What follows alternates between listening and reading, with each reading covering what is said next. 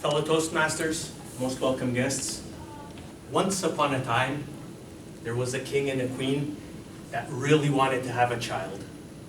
For years, they tried, but with no success. One day, the queen was in a well taking a bath, and a frog jumped out and said, "Ribbit, your dream will be fulfilled. In a year's time, you will give birth to your daughter." And as the frog said, it happened. The queen gave birth to a baby girl. And the king was full of joy that he threw a massive celebration in the kingdom. He invited all his friends, his close family, his relatives, his acquaintances, but also the wise women of the kingdom. There were 13 wise women in the kingdom, but the king only had 12 gold plates. So he had to uninvite one of the wise women. The party went on. It was splendid, full of joy and happiness. And at the end, the wise women gave their gifts to the baby princess. The first wise woman gave virtue. The second wise woman, beauty. The third wise woman, wealth. And so on and so on and so on. They gave everything that anybody would want. The 11th wise woman was giving her blessing. Somebody walked in. It was the wise woman that was not invited, and she wanted revenge. So without looking anybody in the eye, without saying anything else, she said, "When that girl turns 15, she will cut herself on a spindle and die," and walked away. Everybody was terrified and in horror. The 12th wise woman, who had not yet gave her gift, stood up and said, "I cannot undo that spell, but I can soften it. It will not be death.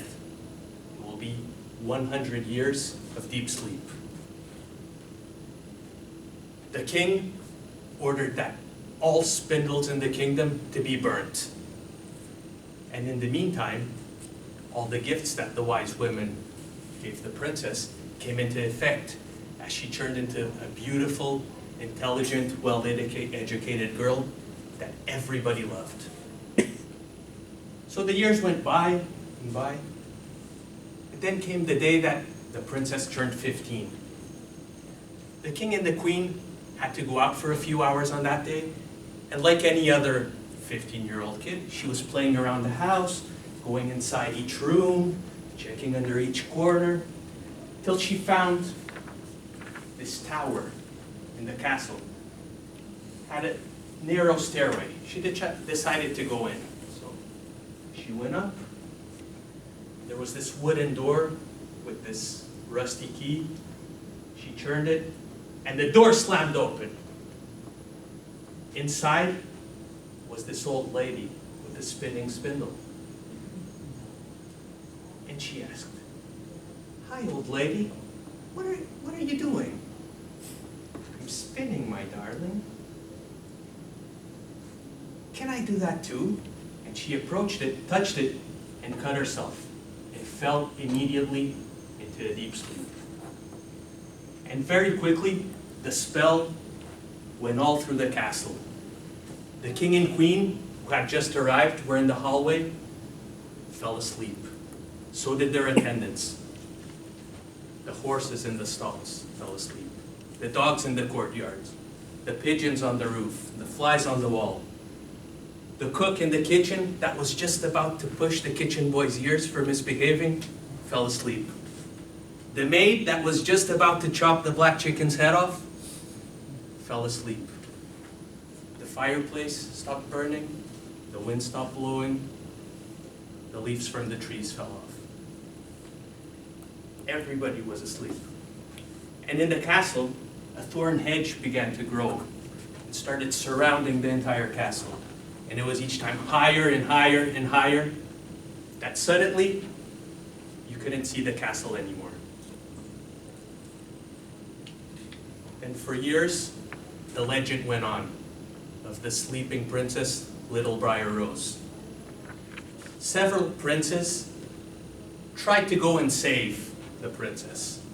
They went to the castle, but all of them got stuck in the thorn hedge and could not free themselves and died a miserable, miserable death. But one day, another prince heard this story of the sleeping princess, Little Briar Rose, and all the princes that tried to save her and died. But he thought, no, I can save the princess. I will do it. Everybody told him that he was insane, that he also would die miserably. But he went anyway.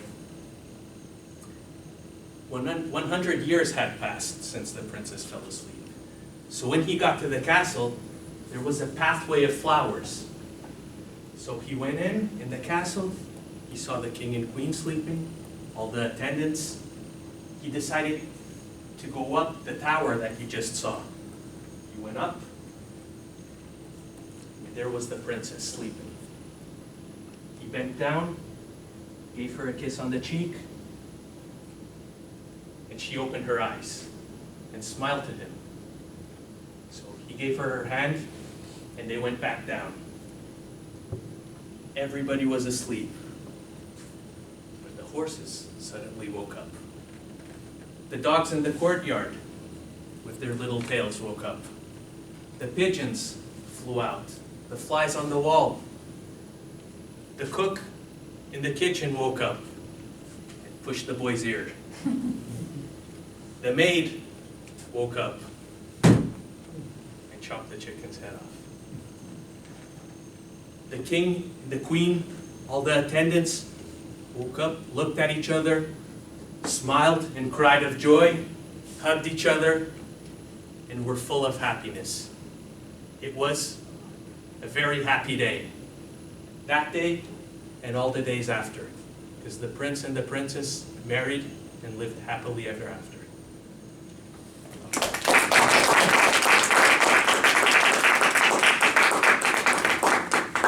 Thanksgiving.